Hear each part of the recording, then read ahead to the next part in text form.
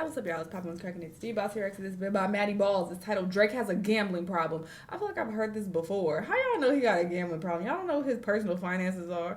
But sure, let's see what they have to say. Let's watch. It seems like everyone on the internet is promoting gambling. From the biggest pop stars like Drake to journalists / commentators like DJ Academics. But people like Drake are just symptomatic of a bigger issue. And that is musicians, influencers, and everyone in between glorifying gambling to a susceptible audience. And to understand how it's gotten so big recently, let's take a look at one of the biggest culprits. In 2022, Drake partnered up with the online casino Stake. He said in an Instagram ad back in March of 2022, "It was inevitable, Drake and Stake have come together. I'm going to be announcing a date for an upcoming live event where I play to win some real money and give it all to you because what's better than sharing the love with my people?" I think it's kind of funny he said a real money as if that's not what he was doing before, but we'll get to that later. Stake said alongside Drake's announcement, "Drake has been an active member of our global community for a few months now, so the next step and natural evolution in the relationship was for us to collaborate on a stream. We share the same love for crypto, gambling, and community, and are like-minded fans of the technology and culture at the forefront of this movement." Since then, Drake has been posting his bets on all types of online casino games and sports bets all over his Instagram page. Now, this may not seem like much, but when you take into consideration that Drake has 144 million followers and regularly gets millions of likes on all of his posts, that is a great place for marketing. Not only that, but he also has Stake's Instagram tagged right at the beginning of his bio, right in front of other sponsorships, his own brands, and his own fan page. This is prime real estate in the digital marketing age, and I cannot imagine how much they're paying him. Actually, I mean, I can. We'll talk about that too. He's even posting whole video ads for Stake on his Instagram page.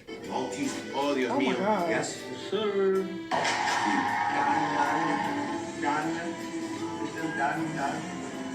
Hello. And if you thought that was crazy, just wait until you see what he bought to gamble on. Yeah. Oh my god. Drake also does entire gambling streams on Kick, which we'll talk about more later. But I'm sure you guys have seen some clips from these streams. I'm sitting down for today's stream. I rolled my ankle yesterday. Well, he was some of the tweeting deleters?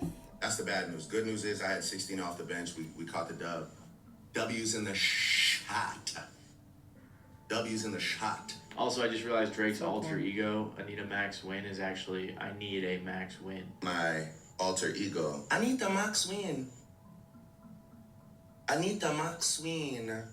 Very creative, and I cannot believe he turned that into an entire character for his tour. To be fair to Drake, this partnership isn't entirely out of character. For example, he lost a $60,000 bet to French Montana back in 2016. He lost a $10,000 bet to Quavo after Quavo made a half-court shot. And apparently he lost $200,000 gambling one night in Atlantic City. So it sounds like Drake isn't too good at gambling. However, I found an article from November of 2023, and I'm not sure how accurate it is, but they said that they checked out Drake's Stake profile Deep Pocket 6. I tried to check it out, but Stake isn't legal here, and I don't have a VPN, so sorry. But the website said that Drake had won a total of $101.9 million and lost a total of $39.5 million.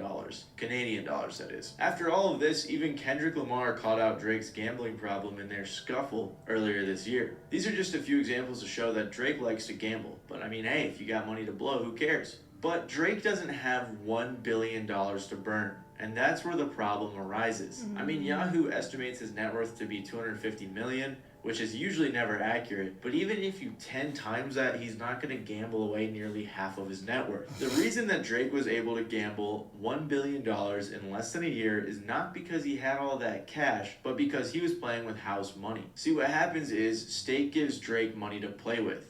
Drake posts his bets, doing these low-key adverts to his hundreds of millions of fans, and people get interested, especially when he's winning large amounts of money. We need something crazy. We need to see like at least a 20, 30 bag on his balance. Yes! Yes! Yes! Yes! Let's go! We're blasting, we're tipping.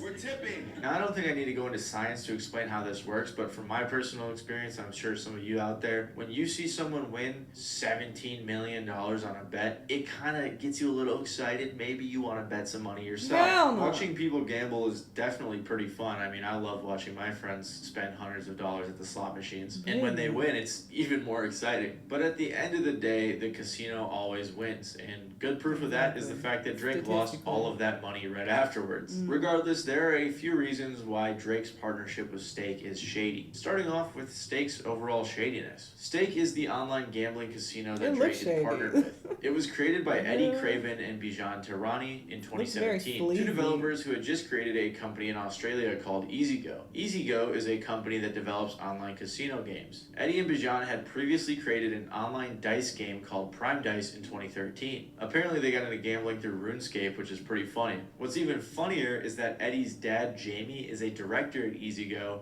and apparently was banned from working in financial services for 5 years and jailed for 6 months. Regardless, they launched Stake in 2017 through a license in Curacao. This is very common for a lot of online casinos to get licensed through a random country, because in a lot of other countries like the United States, for example, it's not entirely legal or it's heavily regulated. So for a workaround, you just fly down to Curacao, set up shop, and you're good to go. But it was pretty funny when confronted about their headquarters, one of their partners, Trainwrecks, got kind of cooked. Trainwreck, this is their headquarters, bro, on Google Maps. This is where... Give me a second here. No, this is important. This is where State Casino's located, you guys. Oh my god. See, How have we gone from the argument of kids, promoting and catering to kids, and now we're talking about crypto? Oh, this is the you got Can you say 100% confidently that this is not a scammer business, Train? I mean, honestly, can you? Because anyway, by 2021, Stake had 50 billion bets, over 100,000 players, and was estimated to be worth $1 billion. And I can't even imagine what those numbers have climbed to since then, after having people like Drake sign on as partners. On top of that, Stake has also started sponsoring UFC fighters, soccer players, F1 teams, and many more big names. But you may be wondering, if online gambling is so illegal or so heavily regulated, at least by most major countries, then how do people do it? Well, it's actually really easy. All you need to do is make an account, put a fake address, and use a VPN, which you can find for free or very cheap with ease. As for funding the account, you just gotta buy some Bitcoin, which adds another layer of anonymity, whatever, as to where the money is coming from location-wise. So basically, it's pretty easy to gamble online. I mean, you gotta jump through a couple hoops, but a lot of people think that it's worth it. You don't even have to go to the casino, the bar, or a gas station to waste your money. You can do it all from your phone. And making gambling this much more accessible most likely will cause... If you gonna gamble, just gamble with crypto. Your odds are way better. I mean, your odds still ain't the best, especially if you don't know what you're doing. I've lost a lot of money in crypto when I didn't know what the fuck I was doing. I still barely know what I'm doing. But I'm doing a lot better now than I was in the past. Anyway, but so if you're gonna play with money to that degree, don't do it this way. Issues. Plus, sports betting is now legal in a lot of states in the U.S., which Stake has also taken advantage of. Sports betting has become one of the most common forms of betting nowadays. I mean, look at this graph. In the U.S., they went from less than $1 billion in revenue in 2019 to about $11 billion in revenue in 2023. And that's just revenue for the legal casinos. Apparently, there was about $120 billion bet on sports in 2023 by Americans. Again, this is legal. So, like, if you're using a VPN and betting on some random website, they don't even count that. And a lot of people do it. And I'm sure plenty of you guys have heard people talking about parlays and bets a lot more often than you did 6 years ago. According to Business Insider, they suggest that sports betting is just a gateway drug to real gambling. So when you're sports betting on Stake, it's much more likely that you're going to switch over to their online casino and just start playing slots. Whereas if you weren't sports betting in the first place, the likelihood goes down a ton. And the sports betting websites know this. Leah Nauer, the director of the Center for Gambling Studies at Rutgers University, said, "These companies do not make anywhere near as much money off sports wagering as they do with online casinos, but they do get their foot in the door with the sports wagering. This is why a lot of these sports betting companies have been buying up or creating their own online casinos. So Stake, a much less regulated site that you have to get to with a VPN, is definitely a little bit problematic or shady. And that's why this video is brought to you by FanDuel. That was a joke, by the way, I'm kidding. Regardless, after years of gambling there and partnering with them, Drake is pretty tight with the owners, at least when he's winning. Shout out to Eddie, I guess. Shout out to Bijan. Shout out to everybody at Stake, all the employees working hard. We do appreciate you, honestly. All jokes aside, all trolls aside, we do appreciate you. I know you guys go hard to give us an experience, even if it makes us broke. And people don't like Drake's association with Stake for a variety of reasons. First of all, the gambling streams I mentioned earlier have been extremely controversial for a while now. It used to be really big on Twitch, with platforms like Stake being some of the top dogs paying streamers like XQC and Aiden Ross big bucks to promote their website, just like they are with Drake. So now slots are basically bigger than ever this year. Sites like Stake are pumping in millions, tens of millions, to get the top streamers to gamble on their website. Like, basically people like XQC and Trainwrecks are full-time casino employees, essentially. And basically they're part of the reason that slots are now a top 10 category on Twitch. Literally, they've had like 45 million watch hours just this month. And I know that number just seems impossibly huge. So let's compare it to this.